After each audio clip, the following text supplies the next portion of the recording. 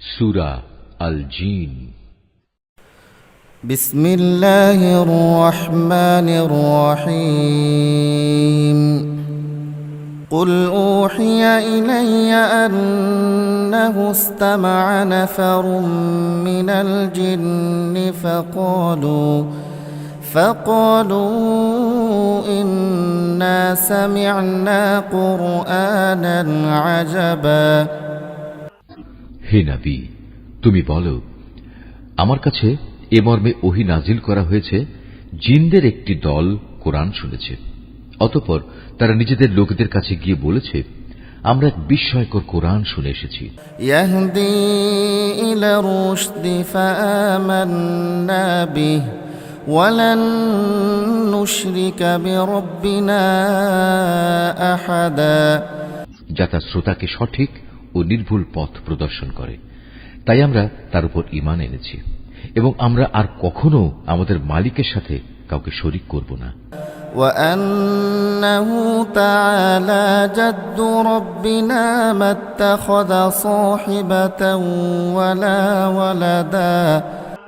আর আমরা বিশ্বাস করি আমাদের মালিকের মান মর্যাদা সকল কিছুর ঊর্ধ্বে, তিনি কখনো কাউকে স্ত্রী কিংবা পুত্র হিসেবে গ্রহণ করেননি। وأنه كان يقول سفيهنا على الله شططا। আমরা আরো জানি আমাদের কতিপয় নির্বোধ আল্লাহ তাআলার উপর অসত্য ও বাড়াবাড়িমূলক কথাবার্তা আরোপ করে। وأنا ظننا أن لن تقول الإنس والجن على الله كذبا। অথচ আমরা মনে করেছিলাম মানুষ ও জিন এই দুই জাতি তো আল্লাহ তাআলার উপর মিথ্যা আরোপ করতেই পারে না। وأنه كان رجال من الإنس يعوذون برجال من الجن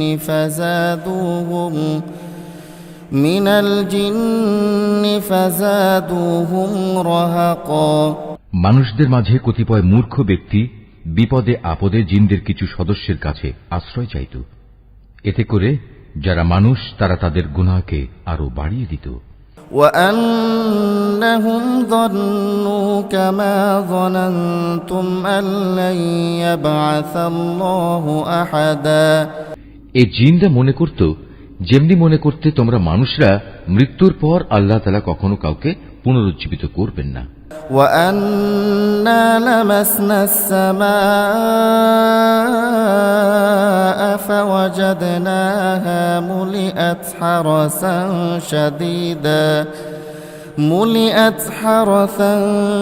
شديدا وشهبا। জিনরা আরো বলল, আমরা আকাশমণ্ডল ভালোভাবে পর্যবেক্ষণ করেছি, আমরা একে কঠোর প্রহরী ও উল্কাপিণ্ড দ্বারা ভরা পেয়েছি।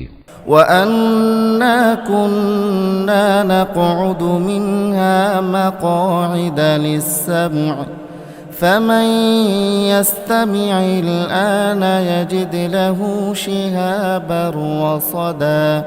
আমরা আগে আকাশের বিভিন্ন ঘাঁটিতে কিছু একটা শোনার প্রত্যাশায় বসে থাকতাম, কিন্তু এখন আমাদের কেউ যদি এসব ঘাঁটিতে বসে কিছু শোনার চেষ্টা করে, তাহলে সে প্রতিটি জায়গায় আগে থেকে তার জন্য পেতে রাখা একটি উজ্জ্বল উল্কাপিণ্ড দেখতে পায়। وأنا لا ندري أشر أريد بمن في الأرض أم أراد بهم ربهم رشدا।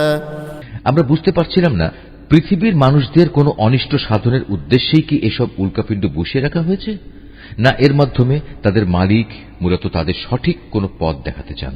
وأنا منا الصالحون ومنا دون ذلك كنا طرائق كددا। মানুষদের মতো আমাদের মধ্যেও কিছু আছে সৎ কর্মশীল আর কিছু আছে ব্যতিক্রম। পাপ পুণ্যের দিক থেকে আমরাও ছিলাম দ্বিধা বিভক্ত। وأنا ظننا أن لن نعجز الله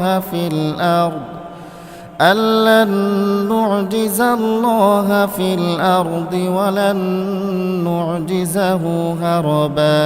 আমরা বুঝে নিয়েছি এ ধরার বুকে কোথাও আমার আল্লাহ তাআলাকে কোনো অবস্থায় অক্ষম করতে পারব না, না আমরা কখনো তার রাজ্য থেকে পালিয়ে গিয়ে তাকে পরাভূত করে দিতে পারব। وأنا لما سمعنا الهدى آمنا به فمن يؤمن بربه فلا يخاف بخسا ولا رهقا। আমরা যখন হেদায়েতের বাণী সম্বলিত কোরআন শুনলাম তখন আমরা তার উপর ঈমান আনলাম, কেননা যে ব্যক্তি তার মালিকের উপর ঈমান আনে তার নিজের পাওনা কম পাওয়ার আশঙ্কা থাকে না, পরকালেও তাকে লাঞ্ছনা ও অপমান পেতে হবে না। وأنا منا المسلمون ومنا القاسطون فمن أسلم فأولئك تحروا رشدا। আমাদের মধ্যে কিছু আছে যারা আল্লাহর অনুগত মুসলিম, আবার কিছু আছে যারা সত্য বিমুখ কাফের। যারা আল্লাহর আনুগত্যের পথ বেছে নিয়েছে তারা মুক্তি ও সৎ পথই বাছাই করে নিয়েছে। وأما القاسطون فكانوا لجهنم حطبا। যারা সত্য বিমুখ তারা অবশ্যই জাহান্নামের ইন্ধন হবে। وأن لو استقاموا على الطريقة لأسقيناهم ماء غدقا। আসলে লোকেরা যদি সত্য ও নির্ভুল পথের উপর সুদৃঢ় থাকত তাহলে আমি তাদের আসমান থেকে প্রচুর পানি পান করাতাম। لنفتنهم فيه ومن يعرض عن ذكر ربه يسلكه عذابا صعدا। এটা এজন্যে আমি এর দ্বারা তাদের ঈমানের পরীক্ষা নেব। যদি কোনো মানুষ তার মালিকের স্মরণ, ঈমান ও আনুগত্য থেকে মুখ ফিরিয়ে নেয় তার মালিক তাকে অবশ্যই কঠোর আযাবে প্রবেশ করাবেন। وأن المساجد لله فلا تدعوا مع الله أحدا। হে রাসূল, তোমার উপর এ মর্মে ওহী পাঠানো হয়েছে, মসজিদ সমূহ একান্তভাবে আল্লাহ তাআলার ইবাদতের জন্য নির্দিষ্ট, অতএব তোমরা আল্লাহর পাশাপাশি অন্য কাউকে ডেকো না। وأنه لما قام عبد الله يدعوه كادوا يكونون عليه لبدا। যখন আল্লাহর এক বান্দা তাকে ডাকার জন্য দাঁড়ালো তখন মানুষ কিংবা জিনের অনেক সদস্যই তার আশেপাশে ভিড় জমাতে লাগলো। قل إنما أدعو ربي ولا أشرك به أحدا। এদের তুমি বলো, আমি শুধু আমার মনিবকেই ডাকি, আর আমি তো কখনো তার সাথে কাউকে শরীক করি না। قل إني لا أملك لكم ضرا ولا رشدا। তুমি বলো, আমি তোমাদের কোনো ক্ষতি সাধনে যেমন ক্ষমতা রাখি না তেমনি আমি তোমাদের কোনো ভালো করার ক্ষমতাও রাখি না। قل إني لن يجيرني من الله أحد ولن أجد من دونه ملتحدا। তুমি তাদের বলো, কোন সংকট দেখা দিলে আমাকেই বা আল্লাহর পাকড়াও থেকে কে রক্ষা করবে? তিনি ছাড়া আর কোন আশ্রয়স্থল তো আমি খুঁজে পাবো না। إلا بلاغا من الله ورسالاته ومن يعص الله ورسوله فإن له نار جهنم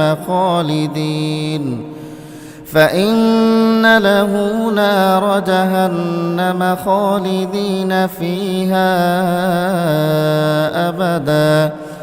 আমার কাজ এছাড়া আর কি যে আমি আল্লাহর কাছ থেকে তার বাণী ও হেদায়েত পৌঁছে দেব।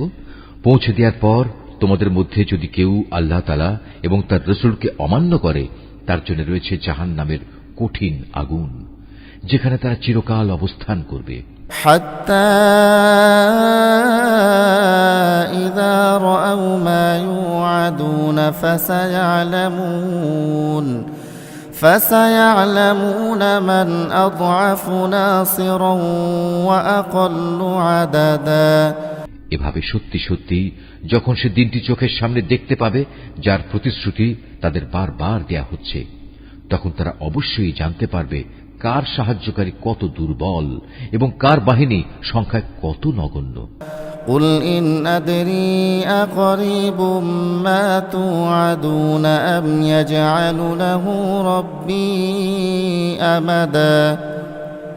তুমি এদের বলো, আমি নিজেই জানি না তোমাদের কিয়ামত দিবসের যে প্রতিশ্রুতি দেয়া হচ্ছে তা কি আসলে সন্নিকটে, না আমার প্রতিপালক তার আগমনের জন্য কোন দীর্ঘ মেয়াদ ঠিক করে রেখেছেন। আলিমুল গায়বি ফালা ইউযহিরু আলা গায়বিহি আহাদা। তিনি সমগ্র অদৃশ্য জগতের জ্ঞানের একক জ্ঞানী, তার সে অদৃশ্য জগতের কোনো কিছুই তিনি কারো কাছে প্রকাশ করেন না। ইল্লা মান ইরতাদা মির রাসূলিন ফাইন্নাহু ইয়াসলুকু মিন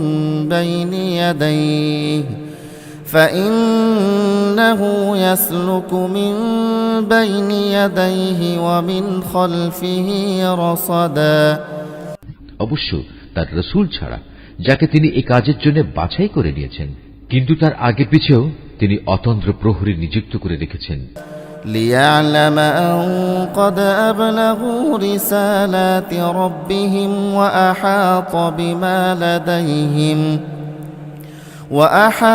বিমা লাদাইহিম ওয়া আহসা কুল্লা শাইইন আদাদা।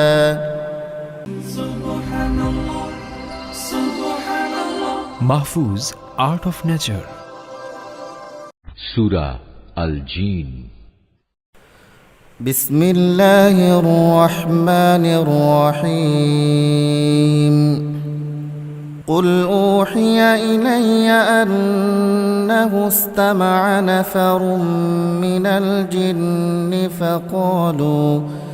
فقالوا إنا سمعنا قرآنا عجبا يهدي إلى الرشد فآمنا به ولن نشرك بربنا أحدا وأنه تعالى جد ربنا ما اتخذ صاحبة ولا ولدا وأنه كان يقول سفيهنا على الله شططا وأنا ظننا أن لن تقول الإنس والجن على الله كذبا وأنه كان رجال من الإنس يعوذون برجال من الجن فزادوهم رهقا وأنهم ظنوا كما ظننتم أن لن يبعث الله أحدا وأنا لمسنا السماء فوجدناها ملئت حرسا شديدا وشهبا وأنا كنا نقعد منها مقاعد للسمع فمن يستمع الآن يجد له شهابا رصدا وأنا لا ندري أشر أريد بمن في الأرض أم أراد بهم ربهم رشدا وأنا منا الصالحون ومنا دون ذلك كنا طرائق كددا وأنا ظننا أن لن نعجز الله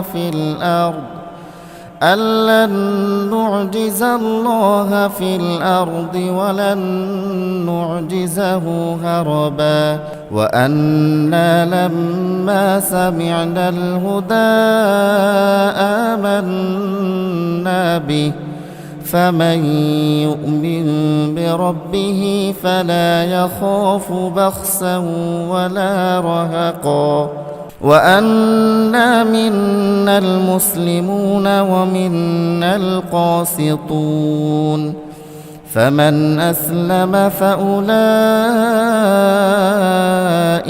تحروا رشدا وأما القاسطون فكانوا لجهنم حطبا وأن لو استقاموا على الطريقة لأسقيناهم ماء غدقا لنفتنهم فيه ومن يعرض عن ذكر ربه يسلكه عذابا صعدا وأن المساجد لله فلا تدعوا مع الله أحدا وأنه لما قام عبد الله يدعوه كادوا يكونون عليه لبدا قل إنما أدعو ربي ولا أشرك به أحدا قل إني لا أملك لكم ضرا ولا رشدا قل إني لن يجيرني من الله أحد ولن أجد من دونه ملتحدا إلا بلاغا من الله ورسالاته ومن يعص الله ورسوله فإن له نار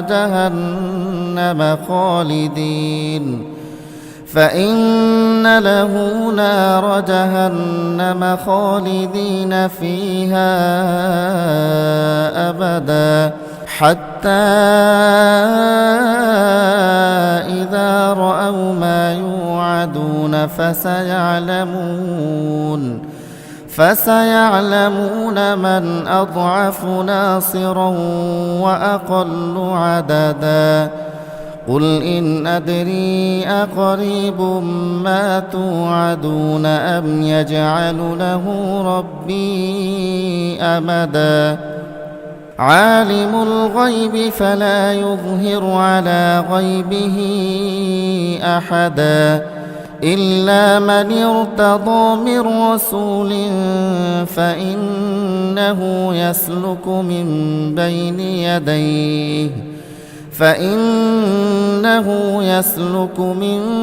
بين يديه ومن خلفه رصدا ليعلم أن قد أبلغوا رسالات ربهم وأحاط بما لديهم وأحصى كل شيء عددا